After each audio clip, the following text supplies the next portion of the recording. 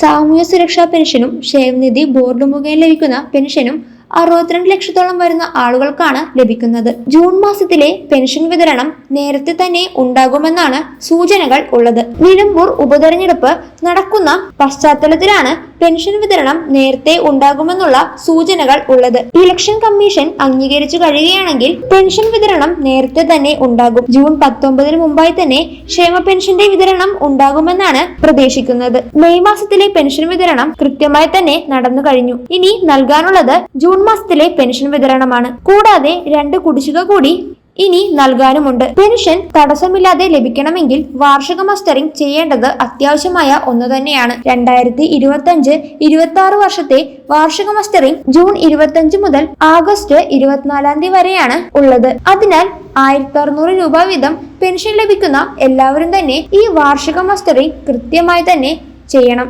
അക്ഷയ കേന്ദ്രങ്ങൾ വഴി മാത്രമേ വാർഷിക മസ്റ്ററിംഗ് ചെയ്യാൻ സാധിക്കുകയുള്ളൂ. ഗുണഭോക്താക്കൾ അക്ഷയ കേന്ദ്രങ്ങളിൽ നേരിട്ടെത്തിയാണ് വാർഷിക മസ്റ്ററിംഗ് ചെയ്യേണ്ടത്. എന്നാൽ വീടുകളിൽ കിടപ്പ് രോഗികൾ ഉണ്ടെങ്കിൽ ആ വിവരം അക്ഷയ കേന്ദ്രങ്ങളെ കൃത്യമായി തന്നെ അറിയിക്കേണ്ടതാണ്. അങ്ങനെ അറിയിക്കുകയാണെങ്കിൽ അവർ വീടുകളിൽ വന്ന് മസ്റ്ററിംഗ് ചെയ്തു തരുന്നതായിരിക്കും. ആർക്കും തന്നെ പെൻഷൻ വിതരണം തടസ്സപ്പെടാൻ പാടില്ല. അതിനാൽ ഈ മസ്റ്ററിംഗ് കൃത്യമായി തന്നെ ചെയ്യണം. ചില സാഹചര്യത്തിൽ പെൻഷൻ മസ്റ്ററിംഗ് തടസ്സപ്പെടാൻ സാധ്യതയുണ്ട്.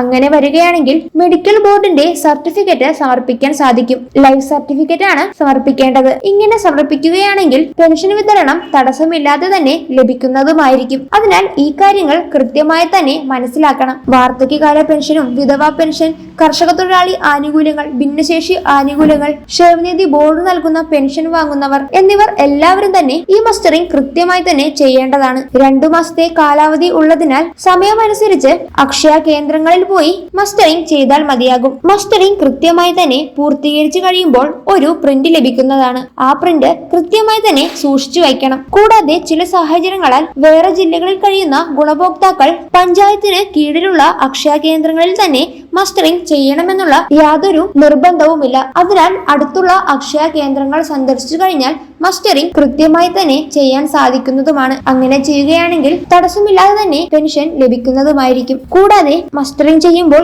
പ്രധാനപ്പെട്ട രേഖയാണ് ആധാർ കാർഡ്. അതിനാൽ ആധാർ കാർഡിൽ ഏതെങ്കിലും വിധത്തിലുള്ള തെറ്റുകൾ ഉണ്ടെങ്കിൽ അവ കൃത്യമായി തന്നെ പരിഹരിക്കണം. കൂടാതെ ആധാർ എടുത്ത് 10 വർഷം കഴിയുമ്പോൾ ആധാർ പുതുക്കേണ്ടതുണ്ട്. ആ കാര്യങ്ങൾ ചെയ്തിട്ടുണ്ടോ എന്നും കൃത്യമായി തന്നെ പരിശോധിക്കേണ്ടതാണ്. ആധാറിൽ ഏതെങ്കിലും വിധത്തിലുള്ള തെറ്റുകൾ ഉണ്ടെങ്കിൽ ചിലപ്പോൾ മസ്റ്ററിംഗ് കൃത്യമായി ചെയ്യാൻ സാധിക്കണമെന്നില്ല. അതിനാൽ തന്നെ ആധാറിൽ ഏതെങ്കിലും വിധത്തിലുള്ള തെറ്റുകൾ ഉണ്ടെങ്കിലോ പുതുക്കാനുണ്ടെങ്കിലോ ഈ സമയം കൃത്യമായി തന്നെ വിനിയോഗിക്കേണ്ടതാണ്. മസ്റ്ററിംഗ് സംബന്ധിച്ച് ഏതെങ്കിലും വിധത്തിലുള്ള സംശയങ്ങൾ ഉണ്ടെങ്കിൽ അവ കൃത്യമായി തന്നെ പരിഹരിക്കണം. ജൂൺ 25 മുതൽ ആഗസ്റ്റ് 24 വരെ മസ്റ്ററിംഗ് ചെയ്യാനുള്ള സമയമുണ്ട്. അതിനാൽ കൃത്യമായ വിവരങ്ങൾ ശരിയായ രീതിയിൽ തന്നെ മനസ്സിലാക്കിയതിനു ശേഷം മസ്റ്ററിംഗ് കൃത്യമായി തന്നെ ചെയ്യേണ്ടതാണ്.